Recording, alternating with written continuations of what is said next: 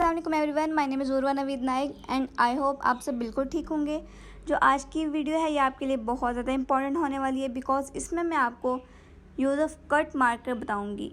Marker का सही इस्तेमाल उर्दू और इंग्लिश दोनों में। तो यहाँ पर हम पहले इंग्लिश में कट मार्कर का यूज़ कर लेते हैं।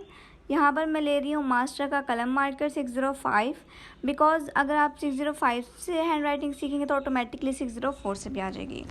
अब यहाँ पर मैंने आपके सामने डिफरेंट काइंड्स की स्ट्रोक्स ड्रॉ की हैं। फर्स्ट टू जो है वो बिल्कुल परफेक्ट मेथड है स्ट्रोक्स को ड्रॉ करने का।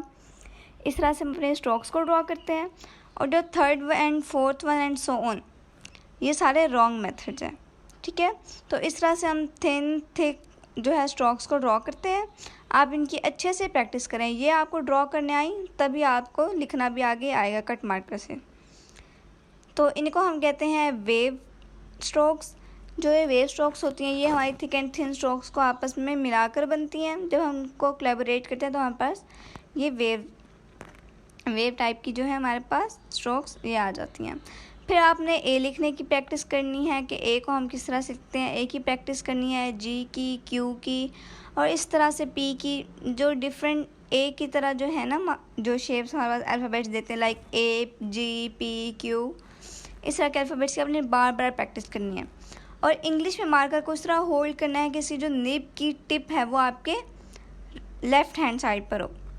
तो इंग्लिश का हो गया। अब हम चलते हैं उर्दू की तरफ।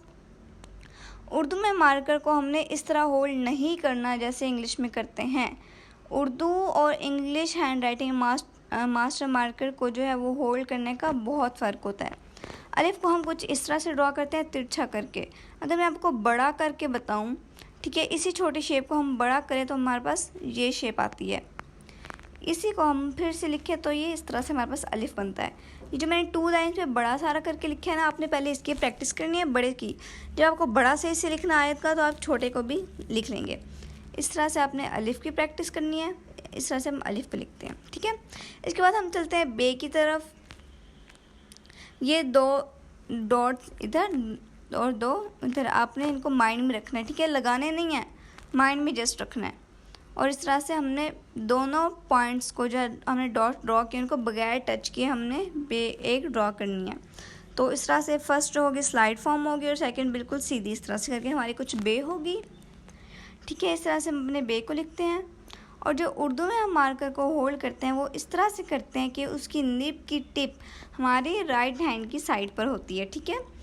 तो इस तरह से आपने उर्दू में मार्कर को होल्ड करना है कि टिप जो हमारे राइट साइड पे हो और इस तरह से इंग्लिश में कि टिप जो है हमारे लेफ़्ट साइड पे हो। तो ये थी हमारी आज की वीडियो और इसमें ना आपको बहुत हेल्पफुल इन्फॉर्मेशन भी मिली हैं।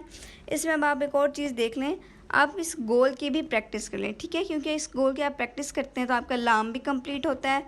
नून, स्वाद, सीन, शीन इस गोल के साथ अटैच करें तो हमारे सारे अल्फ़ाबेट यहाँ पे क्लियर हो जाते हैं, ठीक है। आपने इसकी ज़्यादा से ज़्यादा प्रैक्टिस करनी है। तो आई होप आपको आज की वीडियो अच्छी लगी होगी। वीडियो अच्छी लगी हो तो वीडियो को लाइक करें, मेरे चैनल को सब्सक्राइब करें और मिलते हैं नेक्स्ट वीडियो में। तब तक के लिए अल्लाह हाफ़िज़।